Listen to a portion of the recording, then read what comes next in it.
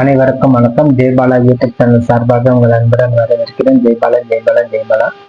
ஏகதண்டாயுதிக்கு வக்கரதண்டாயுதமே பன்னோ தண்டி பிரதி மாதம் அனுகிரகத்தாலும் பாலத்தடிய திருவருளாலும் முருகப்பெருமான் ஆசிற்கொண்டு கடகராசிக்கு இந்த வாரம் முழுவதும் எப்படி இருக்குன்னு பார்ப்போம். 28/12/2025 முதல் 3/1/2026 வரை இந்த வாரம் முழுவதும் உங்களுக்கு அந்த சிறப்பு அடையுது, என்னென்ன பலன் கொடுக்குது, இந்த கிரகத்தால் நம்மளுக்கு என்ன நன்மை தீமைங்கிறதை பார்ப்போம். அது முன்னாடி இந்த வாரம் முழுவதும் சிறப்பு வாய்ந்த விசேஷங்கள் என்னன்னு பார்ப்போம். 30ஆம் தேதி செவ்வாய்க்கிழமை வைகுண்ட ஏகாதசி, அதாவது முக்கோடி ஏகாதசி.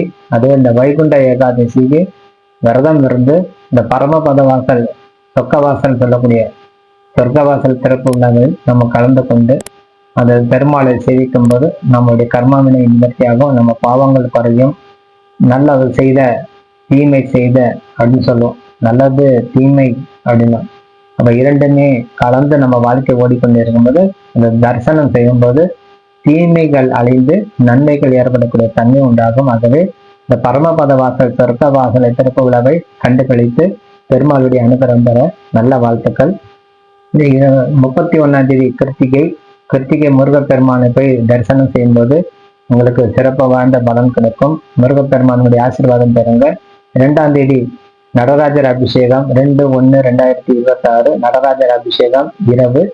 3ஆம் தேதி நடராஜர் ஆருத்ரா தரிசனம். ஆகவே வருடத்திற்கு 6 முறை மட்டும் நடக்கக்கூடிய இந்த நடராஜர் அபிஷேகத்துக்கு ஆருத்ரா திருவாதிரை நட்சத்திரத்துல வரக்கூடிய தரிசனம் மிகவும் சிறப்பு வாய்ந்தது. ஆகவே இந்த காலத்துல நடராஜனை சேவிப்பது, கிருத்திகை சொல்லக்கூடிய முருகனை சேவிப்பது, வைகுண்ட ஏகாதசிங்கிறது பெருமாள் சேவிப்பது இந்த வாரம் முழுவதும் மிகவும் சிறப்பு மிக்க வழிபாடாகவே இருக்குது. கடகராசிக்கு இந்த வாரம் என்ன செய்யும் அப்படின்னு பார்த்தா, கடகராசிக்கு குரு 12 அயன போக ஸ்தானத்துல அமர்ந்திருக்கிறார். 6ஆம் அதிபதி சொல்லக்கூடிய கிரகம் குரு 12 மறைவது சிறப்பு. ஏனென்றால் நம்ம விட்டு போன வேலையெல்லாம் நடக்கும். ஏன்னா 12ஆம் இடத்துல குரு தான் நல்லா இல்லை, விரை செலவு நடக்கும் சொல்லுவோம். விட்டு போன வேலையெல்லாம் நடக்கும். என்னென்ன வேலை நம்ம பாக்கி வச்சிருக்கோமோ அத்தனை வேலை நம்ம செய்யலாம். சனி உங்களுக்கு 8ஆம் இடத்துல இருப்பதால் அது மட்டும் கொஞ்சம் தடைப்படும். அது மட்டும் இல்ல மற்ற கிரகங்கள்லாம் உங்களுக்கு உறுதுணையாகவே இல்லை. இந்த கடகராசிக்கு உங்க ராசிநாதன் சொல்லக்கூடிய கிரகம் மட்டும் 9ஆம் இடத்துல அமர்ந்திருக்கிறது மட்டும் உங்களுக்கு பலன். 2ஆம் இடத்துல கேது, குடும்ப தானம் வாக்கு குடும்பஸ்தானத்துல இருக்கக்கூடிய கேதுனால உங்களுக்கு ஏற்படக்கூடிய தொல்லை. பிறர் சொல்லு வாங்காமல் இருக்கணும். பிறர் சொல்லு வாங்காமல் இருப்பது கால சிறந்தது. என்ற பிறர் சொல்லு அப்படின்னா நம்ம ஏதேனும் சொல்லிட்டோன்னா அவங்க அது மாற்றி நினைப்பாங்க, தப்பா நினைச்சுக்குவாங்க. நம்ம இயற்கையாகவே ஒரு ஏதேனும் ஒரு வார்த்தை சொல்லியிருந்தா அது தவறாக புரிதலாகவே அமைந்துவிடும். நம்ம ஒரு கேலி செய்தாலும் அது தப்பா நினைச்சுக்கக்கூடிய தன்மை. சீரியஸா பேசினாலும் அதே தான்.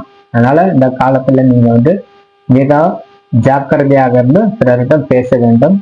ஆகவே வாக்கு ஸ்தானத்துல இருக்கக்கூடிய கேது உங்க ராசிநாதம் 9ஆம் இடத்துல இருக்க பாக்கியம், அந்த பாக்கிய ஸ்தானபதி 12ல மறைந்து இருக்குது. அயன போக ஸ்தானம் சொல்லக்கூடிய தன்மையில இருக்குது.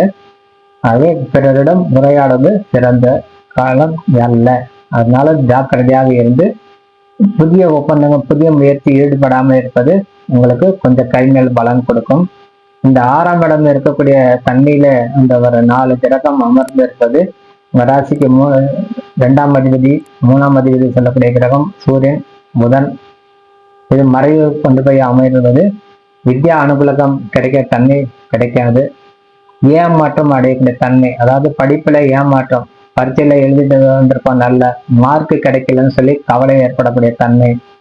பரீட்சைக்கு எழுத போனோம், நல்ல மார்க் கிடைக்கல, நல்ல ஞாபகம் மருத்தி ஆயிடுச்சு, நல்லா எழுதுனேன் ஆனா தப்பாகி போச்சு, வீட்டுக்கு வந்த பிறகு அந்த ஞாபகம் வரும், நம்ம இந்த இடத்துல எல்லாம் தப்பு பண்ணிட்டோம் அப்படிங்கிறது பின்னாடி யோசனை வரும், முன் யோசனை வராது.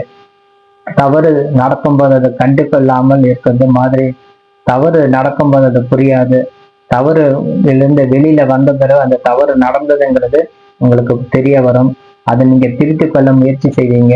ஆகவே உங்க கிரகம் சாதகம் பெற்ற தன்மையாக இந்த கடகராசிக்காரர்கள் இருப்பதால் நரசிம்ம வழிபாடும் முருகப்பெருமாள் வழிபாடும் செய்து வருவது சிறந்ததாகவே இருக்கும்.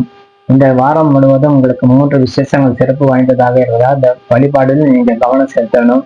வைகுண்ட ஏகாதசி, கிருத்திகை நடராஜர் அபிஷேகம், ஆகவே இந்த வழிபாடு நீங்க தவறாம செய்து வர்றது சிறந்தது. பெண்களுக்கு அதே போல் குணங்கள் மாறிக்கொண்டே இருக்கும். பெண்களுக்கு சம்பந்தப்பட்ட குறைகள் நிவர்த்தி ஆகக்கூடிய மார்க்கம் உண்டாகும்.